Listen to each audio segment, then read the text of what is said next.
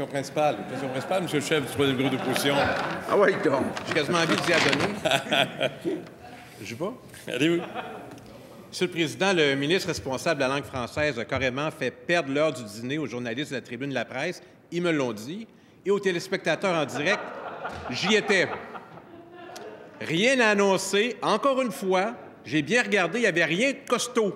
Rien. On se reverra en janvier.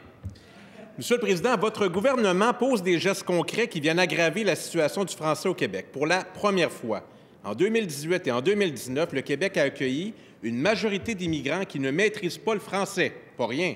Même les libéraux du premier ministre Philippe Couillard n'étaient pas allés jusque-là. C'est tout dire. En décembre 2017, le premier ministre affirmait, et je cite, que le Québec avait accordé trop d'importance à la connaissance du français dans le processus de sélection des immigrants et que le premier, peut-être même le seul critère, devait être le marché du travail. Est-ce qu'il peut nous confirmer que c'est bien ce qu'il pense toujours? Monsieur le premier ministre.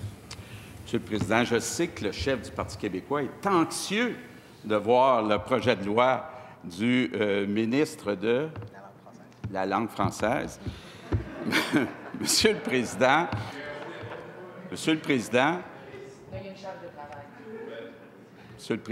effectivement, il y aura des mesures pour s'assurer d'une meilleure intégration des nouveaux arrivants pour davantage apprendre le français. On ne fera pas ce que le Parti libéral a fait, de laisser entrer des gens sans leur demander d'apprendre le français.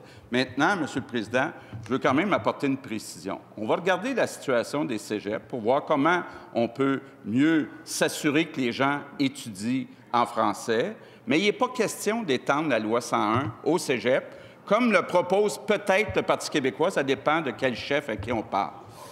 Première complémentaire, Monsieur le chef du troisième groupe d'opposition. À la bonne heure, Monsieur le Président, l'accueil en français, c'est important, puis le premier ministre il pense que ça ne devrait pas être le premier critère. Bien, je vais lui dire pourquoi ça devrait être le premier critère. 45 des allophones optent pour l'anglais et Statistique Canada nous dit que les francophones ne formeront que 69 de la population du Québec dans 15 ans. Je lui répète la question. Est-ce qu'il pense que le critère principal pour l'accueil des immigrants au Québec devrait être la connaissance du français? Monsieur le premier ministre. Monsieur le Président, j'invite le chef du Parti québécois à aller lire le programme de la CAQ. Il verrait que c'est clair que nous, on veut que pour tous les nouveaux arrivants, il y ait un test de français réussi pour tout le monde. Deuxième complémentaire, Monsieur le chef du troisième groupe d'opposition. Monsieur le Président, exceptionnellement, je demande au premier ministre de laisser son ministre se lever à ma question, s'il accepte. Il accepte? Parfait. Le gouvernement de la CAQ va prendre 50 millions en fonds publics pour angliciser davantage Montréal avec l'agrandissement du collège Dawson, déjà le plus populeux des cégeps publics au Québec. J'aimerais ça que le ministre responsable de la langue m'explique pourquoi c'est une bonne affaire et pourquoi il soutient cette mesure qui va à l'encontre des objectifs de son plan costaud à venir.